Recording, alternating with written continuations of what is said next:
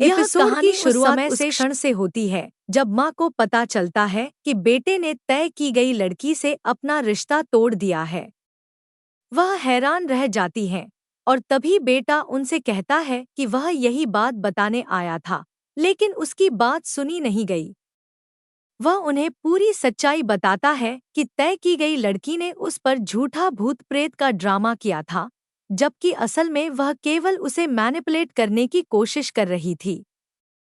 बेटे का कहना है कि उसने उसे धोखा दिया, इसलिए रिश्ता तोड़ना ही उसका एकमात्र विकल्प बचा था, और तभी उसे एहसास हुआ कि वह वास्तव में अपनी पसंद की लड़की से कितना प्यार करता है।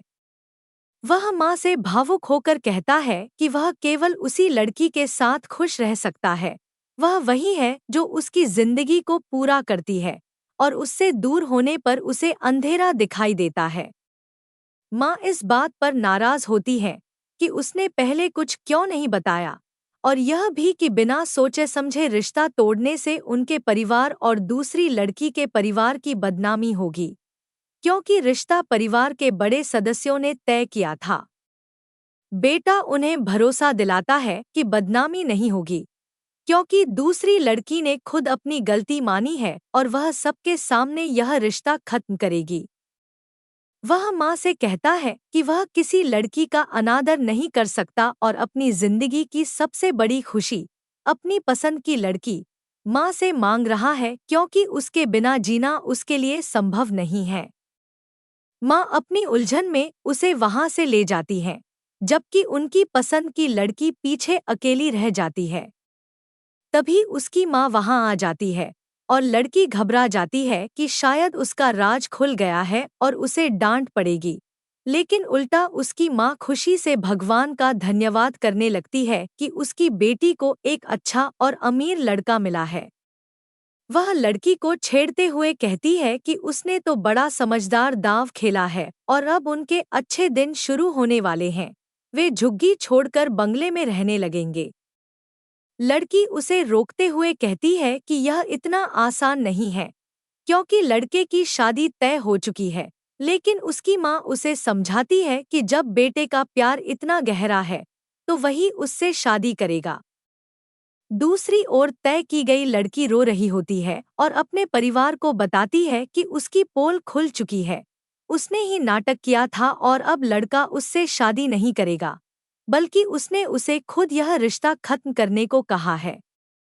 वह पछतावे में डूबी हुई है, लेकिन उसकी मौसी उसे संभालती है और कहती है कि वह सब मैनेज कर लेगी, बस लड़की जल्दबाजी में शादी मत तोड़ दे। उधर सुबह होते ही एक अन्य परिजन को दूसरी तरफ भड़काया जा रहा होता है कि माँ लड़के की शादी तुड़वाना चाहती है, लेकिन वह समझाता है कि ऐसा नहीं है। वह तय की गई लड़की को अपनी बेटी जैसा मानती है और उसकी शादी की तैयारियों में पूरी मेहनत से लगी हुई है। कहानी का तनाव तब और बढ़ जाता है जब लड़की की माँ अपनी बेटी की शादी तय हो गई समझकर महंगे गहने खरीद लेती है और बिल परिवार के बड़े सदस्य पर डाल देती है।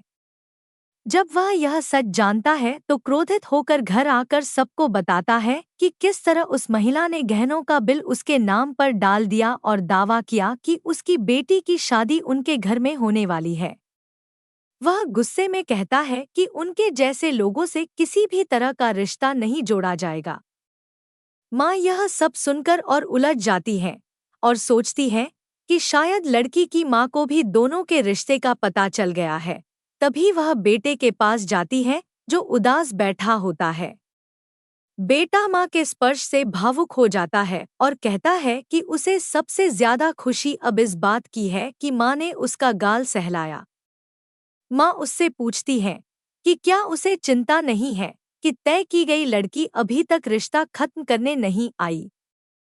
बेटा भरोसे से कहता है कि वह आएगी, उसने स्वयं कहा है।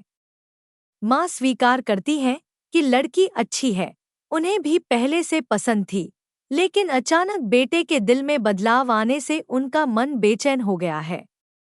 बेटा उन्हें समझाता है कि सोचने के लिए अब कुछ नहीं बचा, उसका जीवन उसकी पसंद की लड़की के बिना अधूरा है और अगर उसे न पाया तो वह जी नहीं पाएगा।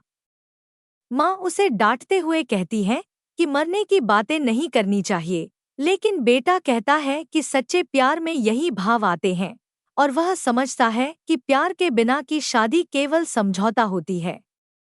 वह माँ से अंतिम बार विनती करता है कि वह उनकी मदद करे और उसे उसकी खुशी से मिलाए। और यही भावनाओं से भरा क्षण एपिसोड को समाप्त करता है।